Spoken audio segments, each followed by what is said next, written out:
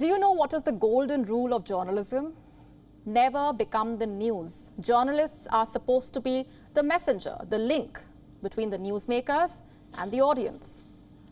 But sometimes that distinction is lost. Sometimes journalists themselves become the news. We saw an example of this on Thursday. You may have heard about senior CNN anchor Christiane Amanpour. She was supposed to interview Iran's President Ebrahim Raisi in New York. The set was ready, the translators were ready, but Raisi never showed up. So Amanpour posted this picture on her Twitter page. As you can see, the chair opposite her is empty. The interview never happened.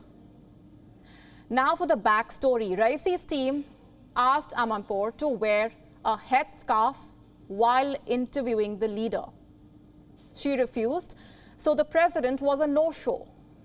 That is basically the long story short. Right at the outset, let me say this, it is the journalist's personal decision to wear the headscarf or not. And we are not disputing her right to choose. We are inspecting whether that choice was right. Remember, there is a violent background to this debate. Hundreds of Iranian women have been protesting against their country's hijab mandate. They are burning their headscarves, even chopping their hair in protest.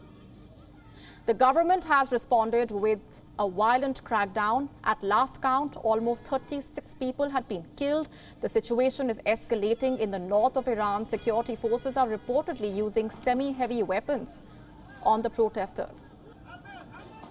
Take a look at this video from the city of Babol. Protesters set fire to a billboard carrying the image of Ayatollah Ali Khamenei. Some women are taking off their hijab and burning it. In response, security forces have been stepping up that crackdown. They are using tear gas, water cannons, metal pellets to disperse those protesters. The internet has also been curbed in some parts. The idea is to stop this protest from spiraling. Meanwhile, a worrying trend is emerging in some cities. Counter rallies in favor of the hijab. Regime loyalists are taking out protests of their own. They are calling this controversy an American campaign.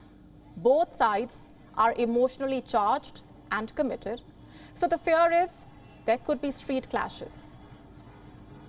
Christiane Amanpour could have grilled Ebrahim Raisi on all of this, on how a 22-year-old woman died in Iranian police custody, on how women are arrested for taking off their hijab.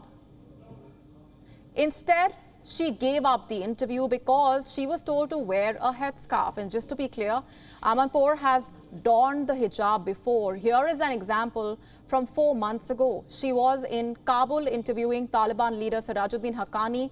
Quick side note, Haqqani is an international terrorist on the FBI's most wanted list.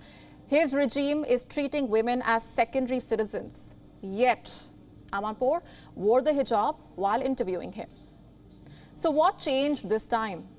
Well, she does have an explanation. Listen to this. I'm quoting, "We are in New York where there is no law or tradition regarding headscarves. I pointed out that no previous Iranian president has required this when I have interviewed them outside Iran," quote unquote. In other words, it's okay to wear headscarves if the law of the land calls for it. If not, it's your choice. Absolutely fair point. But our question is, what did this entire episode achieve? If it was about principles, it must be universal. Why make exceptions while reporting in Afghanistan or Iran? Last we checked, principles are not subject to international borders. They are subject to your personal resolve. And if it was about exposing Raisi, the world knows that the Iranian regime is suppressing women. We don't need a cancelled interview to realize that. On the contrary, that interview was required to hold the leader accountable, to ask him uncomfortable questions, to join the dots and expose the regressive agenda playing out in Iran. That is the whole point of such interviews. Why do you think female reporters agree to wear the hijab in Afghanistan or Iran? Why do you think journalists interview terrorist leaders and separatists? It's not because they agree with the ideology. It's because the story is worth telling. You may call it the greater good. Having said all this, let me be clear about one thing. Amanpour's decision does not make Ebrahim Raisi right. No world leader should dictate what female reporters can wear. But if they do, what is the best way to tackle it? By making them sweat in the hot seat, or by cancelling the interview and making headlines yourself? That is where Amanpour missed a chance. Iranian women are putting their lives on the line to take on Raisi's regime. They deserve to be on the front page. They deserve answers from their president. Instead, what do we see? A senior anchor making it to the headlines for a cancelled interview. I am not saying journalists must become robots without personal agency or principles. What I am saying is they must be consistent. If you choose principles over the story, be consistent about it. If you choose the story over principles, again, be consistent. WION now available in your country. Download the app now. Get all the news on the move.